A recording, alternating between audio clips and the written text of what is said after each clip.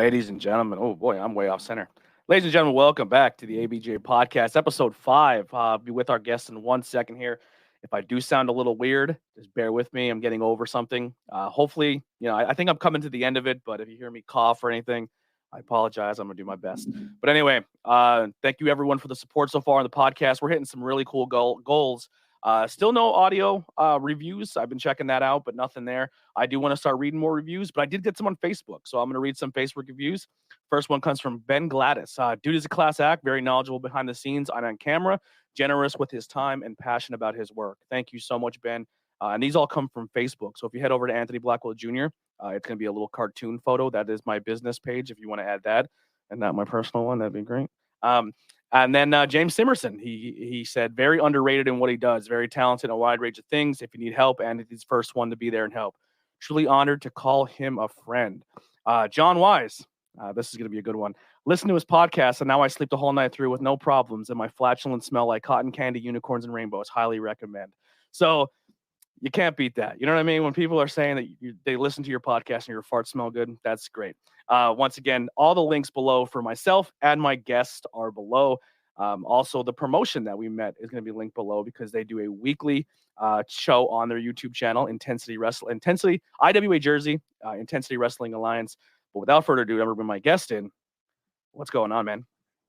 How's it going, everybody? Jason Hendrix here from Lion Core. Let's get into it, baby. I love the name Lion Core. Honestly, dude, I do too. We came up with it because we all listen to metal in some fashion. So we're sitting there trying to come up with a name. And at the time, Jaden was going by The Lion. So I was like, what if we took metalcore and just threw, I think the first suggestion was Tiger in there. And then Jay's like, nah, we got to use Lion. So that's how we ended up with Lion Core. And yeah, we're ready to mess stuff up, man. Yeah, I'm a 80s hair metal guy, so usually it's either lion, panther, dragons, or tigers is usually the way to go. Hey, can never go wrong, man. All badass animals. Yeah. So how did this team form? Let us know the members of the team and what the theme of this trios is. Yeah, I'll get right into it. So it's myself, Jaden Staley, and Justin Bon Jovi. As Anthony plugs, you can catch us on IWA Intensity. Please go check out the YouTube. We all trained together at IWF under Kevin Knight, and it was like my first or second practice, I think, ever. And Jaden comes up to me. He's like, hey, if you keep progressing, I might have a little idea for you that Justin would be involved with as well. Lo and behold, kept progressing. So here we are. And we absolutely love tearing it up for IWA. Yeah, the Bon Jovi. That is a home run on commentary. I'll tell you that right now. I had such a blast calling his matches. Definitely go check out the YouTube channel because I feel like I threw some good zingers in there. But let's kind of go back even further. You said you're kind of new to the game. How long have you been in the professional wrestling business? I'm a baby, man. I'm a baby. I've been training since June. And I've been working shows since August. My first ever show, it wasn't an in-match debut, but my first ever show was actually IWA back in August when I managed Jaden.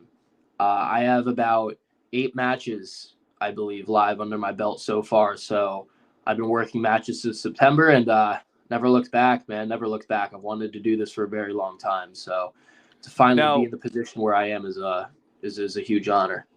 Yeah, me hearing that you were very new to the game, I think I leaned over to Pete. I'm like, how long has he been in this? And he's like, I don't think it's been very long. You're very, very talented for a very short time. And then kind of doing some research on you, you're a multi-athlete kind of kid, man. It looks like you've been playing pretty much every sport that can be thrown your way your entire life. Yeah. I'm a big sports fan outside of wrestling. I grew up playing football as well. I love football. I'm a huge New York Jets fan. I played just about everything, but my favorite was linebacker, middle linebacker, and probably edge rusher too. Back when I was a little taller, I liked getting after the quarterback. But I also before I found out I had a joint disorder, I loved safety. I loved strong safety. Safety was cool. I remember that was my first interception playing strong safety, but I kind of wanted somewhere where I could get a little bit more in the face of the quarterback. So that's what moved me more towards the line. But I was more too, as I got into high school, an amateur wrestler. I had a passion for that as well. Did Brazilian Jiu-Jitsu, got my blue belt back in high school, actually. So grappling has always been a huge part of my life. It was only a natural transition to end up where I'm at now. Yeah. How much of your MMA background and professional wrestling or your amateur wrestling background carry over into your style if people have never seen you wrestle? I would say it does quite a bit. When I do things on the mat, I really like to pepper in as much amateur or Brazilian Jiu-Jitsu style that I can. If you go and watch my match, that was myself and Justin Lioncourt versus The Throne, which is Casey Lycan and Daniel Riley. That's on my YouTube channel, by the way, the Jason Hendrix Experience. You will see myself and Daniel Riley open up with an exchange that has a lot of amateur stylings to it. So it's something that I hold near and dear to my heart, and I try and keep with me as I go forth in my professional wrestling career. Yeah.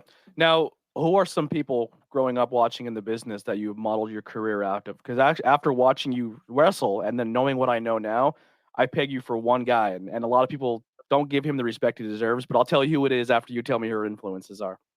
Okay, this is interesting. I catch a lot of comparisons, and I think it's because of the hair. Got the long hair now, so everyone tells me I look like every blonde guy that's ever wrestled. This guy is blonde, but he switches it up. Okay, so I would say style-wise, guys that I look up to are guys that I'm kind of built a little bit like, or personality-wise, I say I align with. One would be Chris Jericho. I take a lot from him. In ring, I also take a lot from Daniel Bryan. He is a technical wizard, someone I definitely look up to. And then I have to also give credit to the guy that made me want to be a wrestler, and that's CM Punk. Okay, so the guy I kind of peg you for, you remind me a lot of Dolph Ziggler. I actually got that wrestler. before. Yeah, also amateur wrestler, extremely character driven. I think you carry your character, even though you're very new to the game, very well. You bump very well. You sell very well. As a heel guy, you're a heel guy who's new. You're gonna go in there and take some beatings. You know what I mean? And you're not gonna come out and be the top guy right away. You got to earn your stripes. And I think you're doing a great job. And I feel like Ziggler is the type of guy you could put in there with anybody, and he'll make you look like $1 million. Hey, I appreciate that comparison because that is a stud right there, man. Yeah. It's something I've actually heard before, and that's someone I probably should have brought up because in terms of selling, I take almost all my inspiration on my selling from Dolph Ziggler, 1,000%. I think him and Shawn Michaels are the best to ever do it in terms of selling and bumping. Yeah. Everyone says, who was the next Shawn in the business? And they say Adam. I was like, if he took it seriously and he actually was like, felt like he didn't care right now, but like Dolph was easily the next Shawn. Like charisma, ability, just so good. Look, yeah. Oh, you can tell that he directly inspired so much from Shawn. I mean, that's not rocket science to figure that one out. He does the whole sweet chin music with the stomps and everything. So he's definitely looking up to the right people, and that's someone that I've always looked up to. Funny enough, if we want to go way back to 2013 or 2012, I was 12 or 13 then, and I'm sitting there at a WWE live show down in Wildwood, New Jersey, at the Boardwalk Convention Hall. And the main event was Dolph Ziggler versus Alberto Del Rio for the heavyweight championship. Oh, wow. And I distinctly remember thinking to myself, as I guess middle school, elementary school, I don't know how old you are then, I'm going to do this one day. So that was in the middle of that match when I decided I wanted to be a wrestler. So Dolph is an absolute honor to be compared to, for sure. How did you get besides the show, was wrestling something that was part of your household? Was it something that your parents were into, your dad, your mom? How did you find the professional wrestling? My dad was into it, but he was never really the one that was the driving force to kind of get my eyes on it. He's always been supportive of what I do. I'm very thankful for that.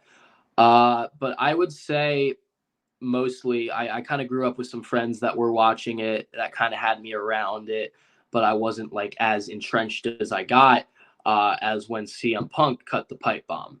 When CM Punk cut the pipe bomb, I was watching his stuff on YouTube a lot, which led to me tuning in consistently to watch Raw and SmackDown.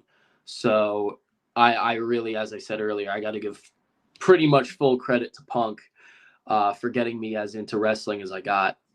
That's awesome, man. Yeah, I actually got away from wrestling around my high school era, around 2003, 2004. I graduated 05, but I found mixed martial arts. My first match I ever watched was Tito versus Ken Shamrock 1 back in like UFC 32 or something, and I was hooked. And there was nothing else in the world you can show me besides mixed martial arts, and I just dropped professional wrestling.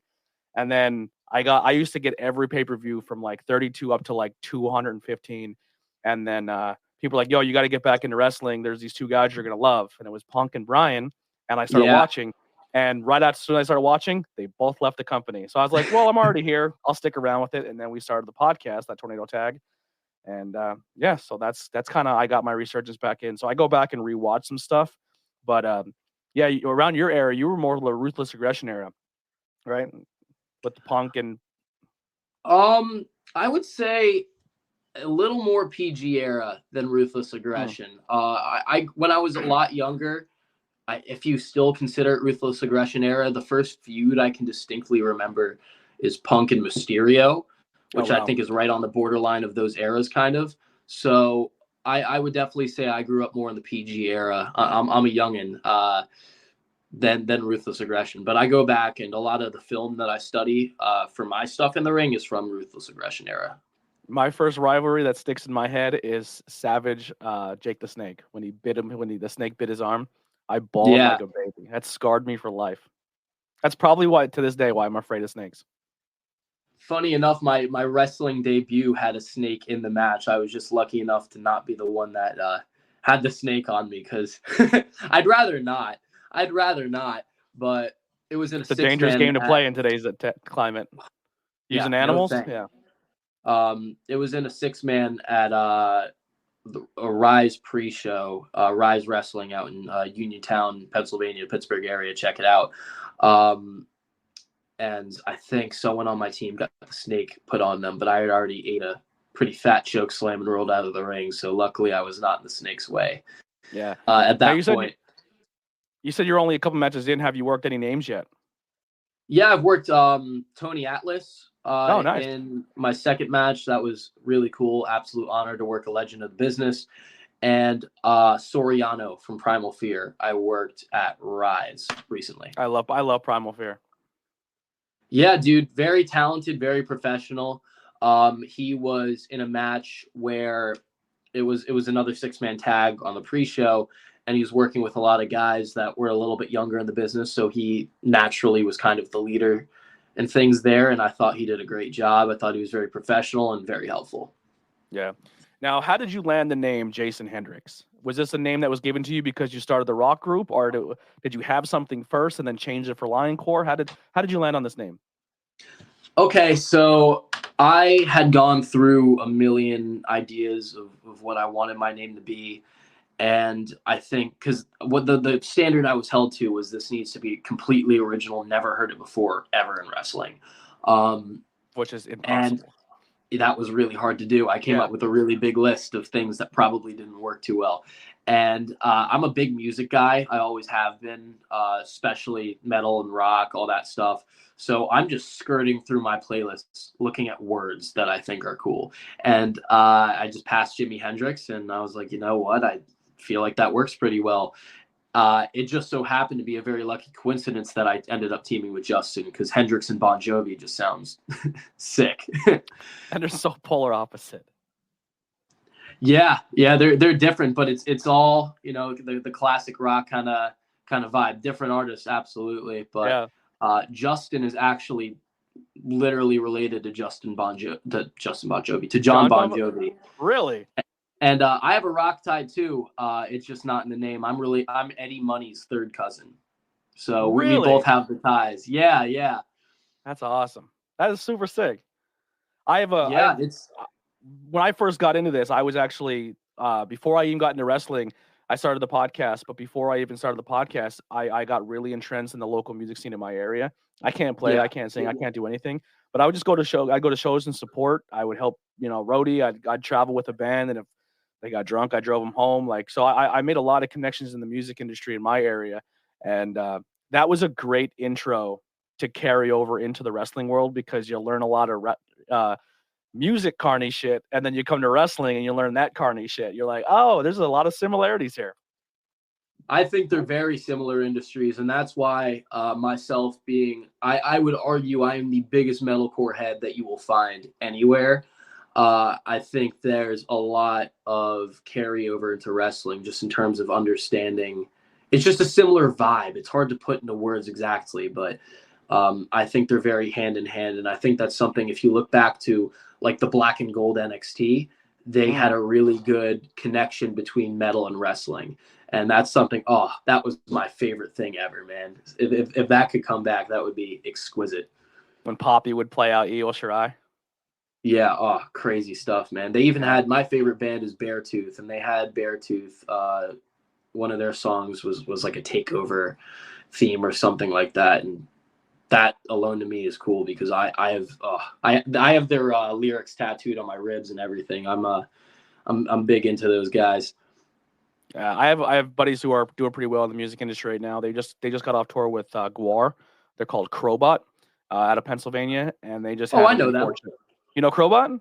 I listen to them. Yeah, not like religiously, but I like their stuff for sure. They were on Jericho's cruise, and they're big. They're wrestling fans as well. But they just had a situation where they put their trailer out in front of their house, and they came home from tour, and they were out doing whatever they're doing, living their lives again. And some scumbag drove up, attached his truck to their trailer, and stole everything. So now they don't the band has no instruments, no merch, no everything's gone. Dude, that's a shame, man. That's crazy too, because like as I said, I know Crowbot. They're on, I think, my gym playlist a little bit, and I had no idea there was any wrestling connection. But that is just so unfortunate, man. It's a cold world. It's a cold world. I'm actually gonna find it while we go here.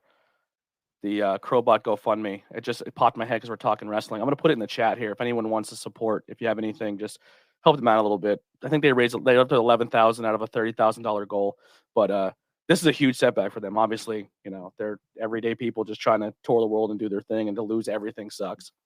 But yeah.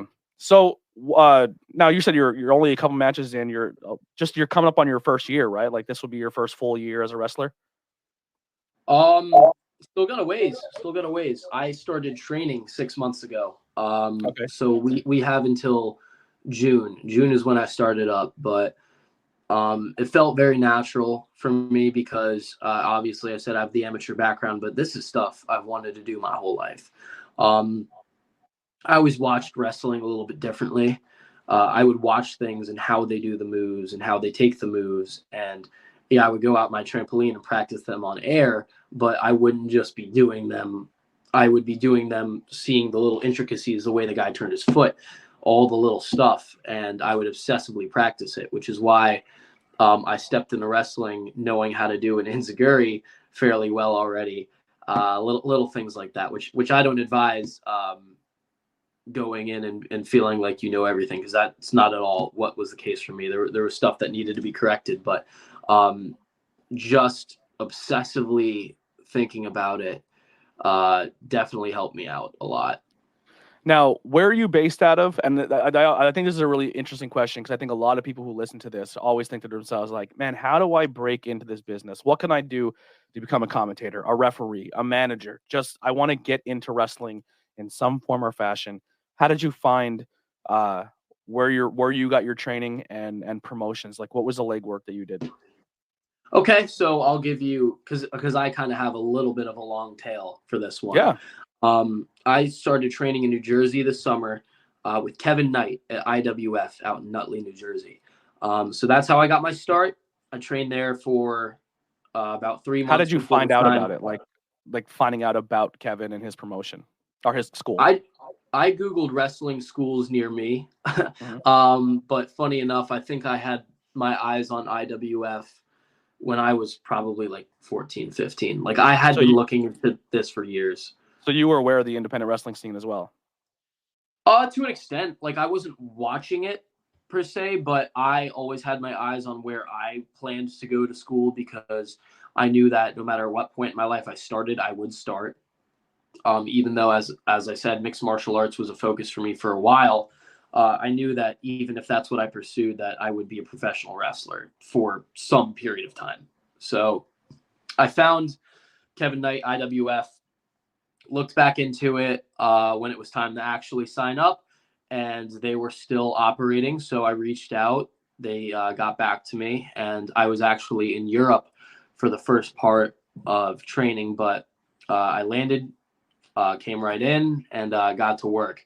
So 3 months there, and I have to go back to in August. I go to West Virginia University out here in Morgantown, West Virginia. So wrestling is my dream. Wasn't going to give up on it. Wasn't just going to stop because I went back to school. So I found the Stronghold Training Center in Uniontown, Pennsylvania. Train under Brandon K there. And honestly, if you're looking for wrestling training and you're out in this area, there's nowhere better that you're going to find than Brandon K.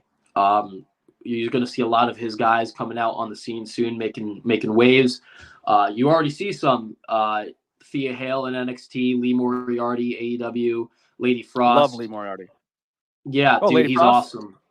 Lady Frost, Megan Myers has been making waves. And Wait, this is the West Virginia school? Uniontown, Pennsylvania. Oh, okay. I was gonna say Lady Frost is Pittsburgh, and I thought you were. My bad. Yeah. Yeah, we're actually West Virginia is an hour, 15 hour and a half south of Pittsburgh. So Yeah. Uniontown's in that area as well. As I said, though, Brandon K could not be a better trainer in terms of technique and psychological wrestling. So if you're in the Pittsburgh area and you're looking to wrestle, doesn't matter how long you have to drive, make that trip. Yeah. Pittsburgh is a hike for if you're more set northeast Pennsylvania. For me, it's like a 3-hour drive, but yeah, that scene has so much good talent out of it. I'm a huge fan of the Pittsburgh scene. The Lady Frost and the gentleman, her husband, Gentleman Savage, right? Yeah. Savage Actually, Gentleman, yeah. Savage Gentleman, Victor Benjamin, I believe his name is. Yeah. He's really cool, man. His whole thing, he just straight out of Street Fighter. I had the privilege of watching his match at not the last Rise show, but the one before it. And he's awesome, man. He's awesome. And so is Lady Frost. She worked a really good match against Zoe Sky, that card too. Lady Frost, I don't know if she's still going through, and you don't have to say anything, but just like I keep up with them because I think they're very talented. But I know she was going through some stuff where she signed. I won't say the company, but she signed and they're kind of holding her out, not using her or letting her work. And it's like, what a shame. You know what I mean? Like just to hold someone. I'm glad those days of wrestling I thought were kind of gone, where WWE didn't just hold people to hold them. And people can work and go do things, but that's such a shame for her because I know like my take right now in the world of wrestling, I think NXT is probably a year or a year and a half away from really going back to what Black and Gold was, where they start picking up the indie scene and really rebuilding NXT and finding those indie darlings. And I think she's a knockout star for NXT because not only is she really talented, but I think she would be a great coach too. Oh, dude, definitely. I watched her go out and steal the show 1,000% in the one match I've been lucky enough to watch of hers. So there's really no reason she shouldn't be on television every week. So I hope she gets there, and I'd be excited to watch her if she does. Yeah, and Victor Benjamin did a blood sport. So he has like a little mixed pro wrestling, MMA style shoot fight wrestling under his belt. So maybe that's something you guys can lock up one day with. Oh, I'd love to. Once I will be on the Rise main roster in 2023. So who knows? He could cross paths with Jason Hendrix at some point. Then we'll have to see. Yeah. Also from the Pittsburgh area, big fan of Danny Moe and Facade. They're Pittsburgh people. Love them. And you know, sorry, I know you're in a tag team, and sorry too. The other one I'm wearing. I try to find a shirt from the company of the person I'm wearing, the faceless ones. So if you have any t-shirts, let me know. But yeah, the outfielders, the Runway, love the Runway. Yeah, Runway's exceptionally talented. They've been Rise's tag champs for quite some time now. If you're not familiar with Rise Wrestling, listen to all these names we're talking about. They're studs. Please tune in. Is that a YouTube thing? Are they on Fight? How can IWTV? Where are they at? Yeah, they're on Indie Wrestling TV. Love it. And I believe there could be some stuff on YouTube in the works. Don't quote me on anything. I'm not exactly sure. but there's going to be plenty of ways to keep your eyes on Rise in 2023, one of which, please follow my social media. I will be active. I will be promoting everything I do. If you want to keep up with me, Instagram, Facebook, Twitter, YouTube, all in the link below. Now, here's the thing that a lot of people don't realize in the business. Has it been a struggle for you yet, or a challenge for you yet, juggling school, life, relationships, if any are there, with family, friends, significant others, and traveling in this business where your weekends, where your friends want to hang out and you're booked? How has that been so far in a 6-month span? Yeah, it's definitely a challenge with school. Because I'm a big school guy too. I'm actually a teaching assistant here at West Virginia University, planning on going to grad school next year. So I definitely care about my studies, and I drive cross state lines 4 times a week to go practice and come back. So it can be tough. There's a lot of nights where I'm up very late doing my schoolwork, but it's just about having that mentality where if you want to make it to the top, you want to be the best, you got to put the most work in. So I plan to go get my degree, be successful in that aspect, and be the best wrestler in the world. So if I want to do both of those things, I got to give them both 100%. Yeah. What exactly are you studying? In terms of social, I study marketing. My degree is a little bit unique. So it's a combination of minors that create a major. So my 3 minors are marketing, advertising, and communications. And I plan on going to grad school for integrated marketing communications. I like it because not only is it something I'm passionate about, but there's a lot of carryover into wrestling. If you know how to market yourself, you're going to be very successful in this business. If you know how to create a brand, you're going to be very successful in this business. So those are 2 things that I feel like school has helped me with. And to touch on what you were saying earlier, yeah, it can be tough, especially being in a town as lively and social as Morgantown, WVU, where my friends do want to go out to the bars every weekend. And there are weekends, like there's one coming up in December, I'm working 2 shows. So it is what it is. But if you want to be the best, you got to make the sacrifices. You got to take that next level mentality. And that's what I do. So wrestling is something I'm fully committed to. I'll happily give every weekend to it, and no complaints from me. Yeah, absolutely. That is one thing I think a lot of people don't take in consideration. Is I think they see people do anything like a podcast or wrestling or music, and they're like, oh, they're making money. And they're like, no, there's still a 40-hour week job. There's still family. There's a lot you got to juggle. It's almost like you're taking on something completely different. And it's a lot. It's a lot. And it's hard to maintain a lot of things.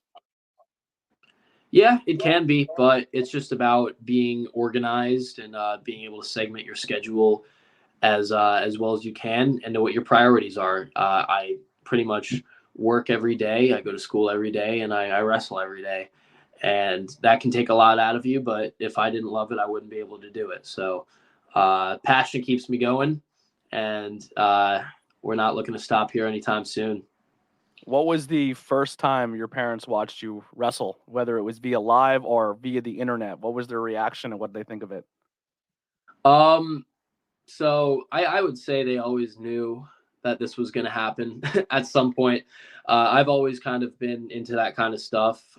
As I said, I did mixed martial arts for a while, and I've been talking about wrestling since I was a kid when I used to watch Raw and Super Kick the Air.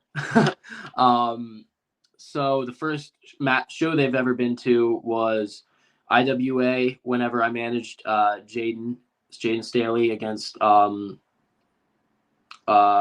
Gladstein, and I ran in and I jumped him after the match. So that was the first time they've been introduced to me doing that in any way. And then the first match they saw live was myself and Benjamin T. Asher in the IWF. He's an exceptional young talent as well. Check him out. Versus Kevin Knight and Tony Atlas for the tag team championships there. So I remember going out to get a beer and food with my parents after, and my mom just gave me a big hug, and she was like, that scares me. And, I reassure him I can handle it. This is what I was born to do. I'll be okay. We're all safe in there. I wouldn't work with someone that isn't. But that was my first foray into it. My dad was pretty pumped about it too, because he IWA is a crowd, man. I'm very fortunate that I think because like I'm still on my first year and a half, I would say, doing commentary. And for the first couple months, I was kind of in and out of commentary, or I was doing pandemic stuff where I was like a match here and there, and then I was doing more production. But there's certain promotions that just the crowd is what makes the show, and IWA's crowd is unreal. They're unreal. Like they are. What are they called? The Nut House. Yeah, the Nut House, and they don't seem to like us too much. I gotta say, they're not a line core crowd, but that'll change because we are the future of IWA. Those tag team championships, they're coming home with myself and Justin next year. You better believe it. Ooh, that's a task. The faceless ones. Oh, we'll see. We'll see. We're a task. Yeah. Have you seen us? You see that match with? I've seen yous, but I've seen a lot of the faceless ones, and Face scares the shit out of me. He's a scary guy. They've got that aura. The crowd likes those guys quite a bit. I thought he was gonna fight a guy in the crowd. So at the show, I thought he was gonna fight somebody in the crowd. Face. He takes a chair shot, just over the head, dents the whole chair in half over his head, and I was like, holy, like crazy. Then gets out of the ring and just stares at the biggest guy in the crowd for like 5 minutes, and they wouldn't break eye contact. I was like, this venue is amazing. Like I love what they do in that venue, and that what he posted. I don't know if it's out yet, but that new venue they're working at for that promotion. Did you see that? I did see it. I don't know it's released yet, so I don't want to comment too much on it. But I'll just say this: when that drops, IWA fans, this place is beautiful. Yeah, we're gonna tear that house down, and hopefully we get a better crowd than Nutley that appreciates Linecore for what it is. Because we come out there, we get booed for what? For what? I don't understand it, because we're the future tag team championships. We just got here, and everyone's already talking about us. So if we can go somewhere where we're well appreciated, I'm all for it. And that's such a beautiful combination of culture, IWA. I love it. Like I said, it's like, it's just I love seeing wrestling bring people together, and IWA is probably the biggest example of that I've ever seen anywhere in the local scene. Yeah, it's quite the melting pot. There's a lot of unique characters, I think, that are wrestling for that promotion. You get a lot of variety in terms of what you're watching. Whether you're watching myself, watching Jaden Staley, watching PJ Savage, you're getting something a little bit different every single time, but it's all good. So that's really what makes wrestling beautiful, is people coming in and expressing their form of what they feel this art is, and that's what it is. It's art. It's an expression of self. So I think you get a lot of really good variety with IWA. Yeah. So you said another big passion of yours is music. What are your 3 desert island bands? You have to bring an album with you, and you're going to listen to them forever. What are your 3 albums? Okay, so albums is tough. Albums is so tough because I like so many good ones. Disgusting by Beartooth. Okay. Do you want 3 different bands' albums, or can I do 2 from the same band? If they are your 3 desert island bands, you can take 2 of the same band. Okay, so there's going to be so many honorable mentions here because, as I said, I'm a huge metalcore guy, but we're going with Disgusting by Beartooth. That album contains In Between, which is tattooed on my ribs, as I said. Below by Beartooth. I've been fortunate enough to see that live twice, that album, and I got on stage with Caleb Shomo up there, crowd surfed my way up there. Pretty sweet stuff. And then 3, there's so many that I could pick out from bands like Amity Affliction, Of Mice and Men, I Prevail. But in terms of just overall consistency, in terms of song quality, I'm probably going to have to go with Trauma by I Prevail. I think top to bottom, you can listen to that whole album, and it's all amazing. And another album where the songs live are just incredible. So if I'm going with 3 albums, that would probably be my 3. And I understand we went a little overkill on the Beartooth, but I will all day. Yeah, no, if you have your band, you have your band, Yeah. Now, metalcore. I don't really like. I don't say I don't subscribe to, but I have a hard time learning the different genres. Like growing up for me, it was rock. Like you went to FYE, it was rock, country, hip hop, and then like maybe rock and metal, and that was like the only one that differentiated. Like if describe what metalcore is. Okay, so That's actually a really good question because people, I feel like, just group metal all into the same genre, which is just scream, scream, scream, which metalcore actually isn't. So metalcore, the verses tend to be a little bit harder, probably some dirty vocals, the screaming, and then you contrast that with the chorus being some of the best, almost borderline pop singing that you've ever heard. So it's kind of that sweet and sour mix that makes the song so great, because once the chorus hits you with the clean vocals, it just contrasts so well with the dirty vocals. And you'll see, like, I got to shout out Caleb Shomo again, because he's one of the few musicians I've seen go out there do both the clean and the dirty vocals for his band, and go out there for an entire show and do that. That's got to be insanely tough on your vocal cords. But it's great stuff. If you want band examples to check out, if metalcore is new to anybody that's listening to this, I love to put people on.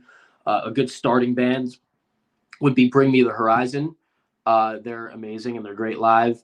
And then once you get into them, I Prevail, Of Mice and Men, Beartooth, Amity Affliction, once you're a little bit more into it. We Came as Romans, all spectacular bands, and definitely a huge passion of mine. If I could be a musician, I probably would also do that. But I'm no Chris Jericho, unfortunately. Now, is it a good comparison to say that metalcore is almost like a mix between punk and emo with a little bit of heavy metal? Yeah. I think a lot of emo fans and a lot of punk fans gravitate to like the I Prevails and the We Came as Romans, and like the Punk Goes series. A lot of those bands you said are on those, where it's clean vocals and scream, where they like cover Britney Spears, and it's like Punk Goes pop or Punk Goes rock or something. Yeah, Pop Goes Punk. I think a lot of metalcore bands are actually on those. Yeah, I love those albums. Oh, dude, they're great. And I think that's also a really good way to get people into the genre. But yeah, I would say that is kind of a fair comparison, because I saw I Prevail and they toured with, oh my gosh, dude, who makes King for a Day? I need to find this out, because it's a huge band. Pierce the Veil. They toured with Pierce the Veil, which I thought was a very interesting 1-2 punch, because I Prevail and Pierce the Veil are very different bands. But it worked so well together, and you definitely had an interesting crowd of people there. So, awesome. Yeah, I would say there definitely is a little bit of crossover there. I'm gonna definitely check out that Beartooth. That's what I'm gonna do tonight, right when we get off here. What are other interests you have besides music and pro wrestling? What are other things you like to do to, release your brain and veg out and do your thing? Music, wrestling, and the other big three in terms of stuff that I'm constantly on top of is football. I watch a lot of football. I structure my week very specifically, 6 days a week of just grinding my ass off, going to the gym, hitting the tanning salon, going to wrestling practice.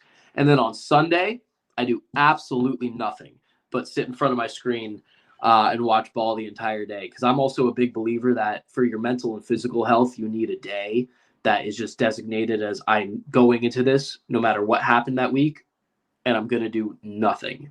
I think that's an important thing to help you kind of recalibrate and get ready for the next week. So the thing that puts me at ease that I like to do is watch football all day and watch my New York Jets for the first time in a very long time not lose football games. That's cool.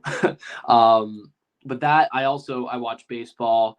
In the basketball, I'm a little bit of a fair weather fan with my Nets. They're a little hard to pull for at the moment, but I would say football is another big thing. And outside of that, I really I'm a very social guy. I like to go out, socialize, and kind of meet people and do that kind of stuff. So yeah, I'm a simple man. Doesn't take much to entertain me. Now, when you're out socializing, I see you like the bars and the clubs a little bit.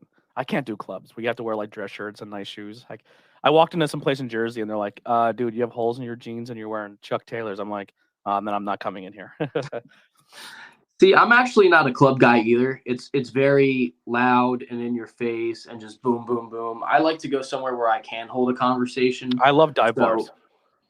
Dive bars are cool, man. You never know who you're going to meet there. I'm very much into talking to the people that look like the biggest characters when I'm out and about. So yeah, dive bars are cool. I obviously find myself in a lot of college bars currently because I'm out in Morgantown, but it's kind of becoming increasingly interesting for me because I'm starting to get to the point where people approach me and say like, hey, like you wrestle. Sometimes I don't know them. So that's kind of been an adjustment going out and getting recognized, which I did not expect at all at this point in where I'm at, but it's the reality. So it kind of puts an interesting twist on the normal college life, I gotta say. Yeah. How is it when people at your college find out that you're a wrestler? Like you're a teacher's aide and they're like, oh, and then this guy also wrestles in his underwear on the weekends. Yeah, it's an interesting thing. I remember going back to the desk at work and a bunch of girls were sitting there and they go, hey, do you like wrestle? Because this is like right after I started and people were seeing my Instagram. Because it's not something I go out and I flaunt in front of people, you know, like it's something that if you know, you know. So I was like, yeah, I do. It's an interesting thing because it's not something that people expect of you at all. Professional wrestling is such a niche thing where you just don't hear about people like, oh yeah, I'm a professional wrestler. That's not something you encounter unless you're in the business typically. So especially to kind of see somebody like myself who's in college, it catches some people off guard, but they think it's cool for the most part when I do it. I encourage all of them to check out my stuff. And if I can make someone a new wrestling fan that's not currently introduced to the business, I'm more than happy to do so. Yeah, I always tell. So I have a friend who was in the boat of like, I don't like it. I'm not. It's not for me. And I said to him like, well, he loves theater. He'll go to plays. He'll go to shows. He'll go to Broadway every weekend and pay $800 for a Broadway ticket. And I said, if you like Broadway, you'll love pro wrestling. And he's like, no, I won't. I go, it's the same. Walk into a wrestling show and don't think of it as a sports event. Walk into it as action theater. It's stunt performing. I said, buy into the stories, learn the character development. There's bad guys, there's good guys. The bad guys beat the good guy down for a little bit. The good guy rises up. The bad guy may cheat. I said, look at it as theater and characters. At the end of the show, he goes, I get it. He's like, he had a new appreciation for it. He's not a diehard fan, but he left there with a different understanding of the business. It's a violent soap opera is what it is. And that's how I always present it to people because we're very much athletes, but we're also very much performers as well. You need to be good at both of those things to succeed in this, which is why it takes a very unique individual to get to the top of this business because you see a lot of people that are only good at one of the two things. So my goal is to master both as well as I can. But if you're showing stuff to someone that isn't entrenched in wrestling already, I tend to show them the things that are funnier to start off. And like an Orange Cassidy or a Danhausen. Honestly, less even those guys and more the two things I always refer to that my friends that aren't in the business back in New Jersey found very entertaining. They loved Bad News with Bad News Barrett, and they loved The List, Chris Jericho's List. Yeah. Because those are the two things I think are the funniest things that have ever happened to wrestling. So I show them that, and they've always been thoroughly entertained with that. And, it gives them an appreciation for what we do because they see the entertainment aspect of this that I think people miss a lot of the time. They look at wrestling and they don't understand that that's what we're trying to do. We're trying to be entertainers. We're not trying to present ourselves as football, as baseball, as basketball. We're wrestling. We're doing our own thing. We love it. Now, what you said when you played football earlier, you said, the defensive side of the ball. Did you ever play offensive side, or would you just only play defense? Yeah, I was a quarterback. Quarterback. Okay. Yeah. Now here's the question for that. Middle linebacker, you're usually the one. Every single player, you're a body on body. Quarterback, you don't want to be hit every play, but you're the guy who everyone's trying to hit. Now, transitioning from football and 3-a-days and basketball and all those sports you did, how does that translate the soreness, the achingness, the physical toll on your body compared to wrestling training? It's different, but also similar, where my conditioning from amateur wrestling is just very, very good. So a lot of the drills and stuff that we do in professional wrestling, I can bang through pretty easily because I have that athletic background. I never really stopped being an athlete. So I think it's important to kind of have something going into it, because there's little things where, sometimes you'll see someone that's never played a sport before trying into wrestling, and even just the way they run, everything is just a little bit funky. So if you're a bit younger in high school and wrestling is what you want to do eventually, I recommend amateur wrestling, but get involved in something. Just go out there, be an athlete, learn that level of work ethic, because if this is something you want to do, you need to have that physique. You need to have that athleticism. All of those things matter. And that will be the basis for helping you figure out how that stuff works and getting your feet wet before you really dive into the pool. Yeah, absolutely. All right. Well, if anyone in the chat has any questions, please put them in there. We are getting close to the end here. What I want to ask you here is what are some future goals, man? What are things you want to accomplish and the future of Jason Hendrix? Okay, so long term, absolutely want this to be everything for me, whether that is New Japan, AEW, WWE. I want to be consistently in one of the major promotions at some point. In the short term, just continue to work the independents and get larger and larger shows and get more exposure, and just have people be entertained by what I do.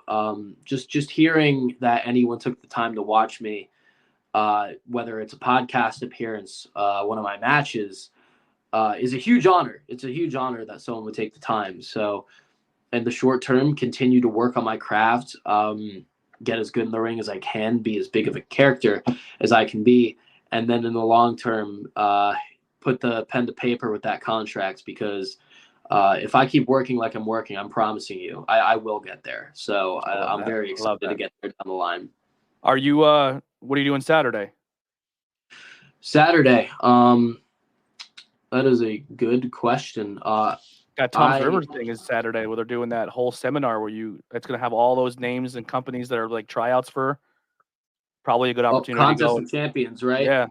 So it's a private seminar early, and they're doing in-ring seminar, commentary, promo, and all that stuff, and it's going to have like representation from all these major companies, and then it's the con, which I'm hosting, and then the show after. But I think if you definitely want to get your name out there and put yourself out there, that'd be a good opportunity.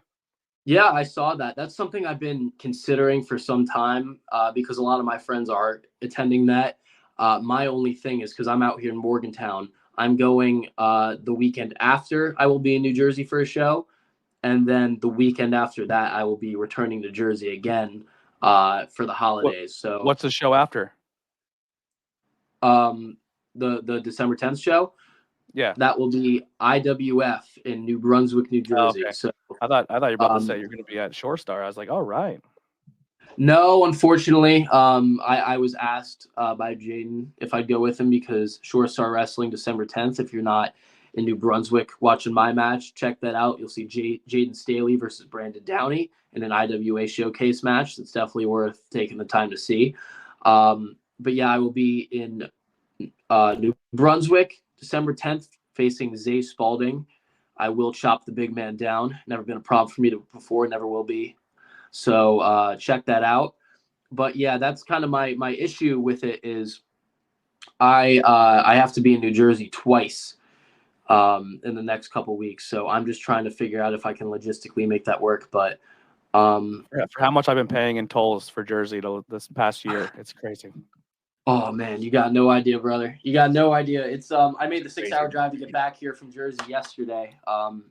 It's just something you get used to, but yeah, there's a good Atlantic chance City and back, Rio Grande and back. Oh boy, they're long days. Are you going to be at Shore Star in Rio Grande then? Okay, cool. Yeah, I'm part of the commentary team there. Me and Pete. Yeah, awesome. Pete, so same thing then as IWA. That's perfect. Pete's the GOAT, man. He's the GOAT. Yeah, dude. You both do a really good job. I go back, I watch IWA, and y'all do really well keeping things engaging. Maybe a little bit too much shade on Lion Core, but we'll let it pass for now because you were nice enough to have me on your show.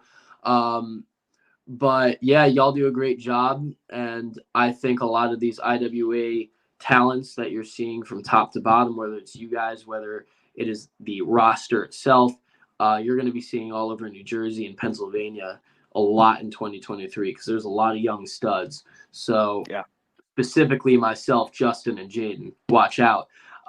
So keep in tune, guys. Keep in tune. absolutely. Anything? Where can people find you? Merch, social medias? Yeah, merch is hopefully coming out next year. We've got some things cooking. Social If you don't make a media, Lion Core shirt that looks like a band tour shirt, you fucked up. dude. That is the only thing I've been pitching since day one. Perfect. Yeah. They're all gonna be very band inspired. We've floated the idea of having like different like kind of a Motley Crue inspired shirt, a Led Zeppelin inspired shirt, just kind of going all over the place with it. But you can check that out as well as my individual merchandise, which should be out in January or February. You can find me on Instagram at Jason Hendrix Official, Facebook, Jason Hendrix. Twitter is Jason Hendrix with 3 X's. Oh, I see what we did there. Yeah, you already know. And then YouTube is the Jason Hendrix Experience. If you want to keep up with what I'm doing in the ring, promo-wise, everything, it's a great place to tune in. But you can find all that condensed and easy in my link tree down below. So please, guys, don't miss out. This is the future. And if you don't hop on now, you're going to miss the train. Absolutely. Last one I have here is who are some names in the business? Either tag team, solo, whoever you want. That's on your radar. You want to work. Okay. So do you want me to give you bigger names? Because I have some bigger names. You can give me bigger names, independent names, whatever you want. Okay, so some bigger names that I can think of off the top of my head. My 2 guys that I say I would love to mix it up with because I'm a big technical wrestling fan as well as that's what I try and do in there. I would love to face either Zack Sabre Jr. or Daniel Bryan. I just think the chain wrestling that we could pull off would be incredible. Those are guys that I've looked up to and I've taken stuff from. As you know, I've studied film and done all that stuff. So that would all be an absolute great honor for me. And then if I could give a name on the independents, Cowpoke Paul. I would love to work with Cowpoke Paul. You can check him out. He's on Rise. He's on VCW. He's on RSW. He's everywhere, man. That is a guy that he's a young dude. He's working so many independent promotions all around the country already. And he's going to be in New Jersey soon, I'm pretty sure. So, I got my eyes set on Cowpoke, and we're going to take out the Cowboy at some point. I'm telling you that much. I like it. I have a name that I'll float out to you that you should look into. Another guy, great wrestler, sells. He's essentially looks like Seth Rollins and has the same style of wrestling, everything to you. Also a very, very talented amateur wrestler. I believe he went really far in the States. Miles Millennium. Okay. Look him up. I think you guys would have a really good match as well. Your styles, I think, would be very, very similar. Does he work in the New Jersey area, Pennsylvania? Delaware. You ever hear of the Goons? With Sounds Killian familiar. McMurphy? It was Killian and Big Dust, and they were all over the IW 500 top 500 list, and they were like a stable of people who went to all these promotions and did these crazy storylines. But Miles is part of that team, and I think with both your amateur backgrounds, I think you'd be fun to watch. Awesome. Well, I'll be very active in the independents the next couple of years, so I'm sure we'll cross paths. Awesome. So, promoters, if you're listening, book that match. I want to see that one. But thank you so much, Jason, for doing this interview and hanging out. My first guy in the business. I'm pretty pumped. My throat held up pretty well. I feel like I'm getting my voice back. It's just phlegm at this point. I don't feel like I'm dying of a fever anymore. It's great. But yeah, I will be doing another interview. So before I got sick, I was terrified of today because I hope I can do this. And I wouldn't cancel. But later on tonight, I will be interviewing at 9:00 Vincenzo, who is a big short-start wrestling guy. And so another Jersey wrestling scene guy. And then next week, I'll be interviewing another young in the business wrestler, Vinny Marino, who is from PPW and Battlefield Battlefield Pro off a junior school. So, and he has a great look, big, huge waterfall mullet. He dresses like Savage in the 80s. He's something. Yeah, he's really fun. And that'll be next Tuesday. So a lot of cool stuff to be coming up. I think the next, like from now to the end of the year, are all people in the business, whether it be wrestlers, referees, and I think that's pretty much it. But I'm open to interviewing anybody. So if you want to be on the show, the link tree below, the very first link you're going to see is just a quick sign up link. Just give me a little idea what you want to talk about. Because I have so many people like, I'll come on your show. I'm like, what are you going to talk about? They're like, I don't know. I was like, no, like you have to have something prepared. Yeah. But yeah, so join the show. 2023 is going to be amazing. Sorry, cold-induced head trauma here. But once again, thank you so much. Everyone check the links below. Keep an eye on Jason Hendrix. He's going to be killing it in the scene. And we'll see you guys next time. Here's some Billy Trey, and we're out of here.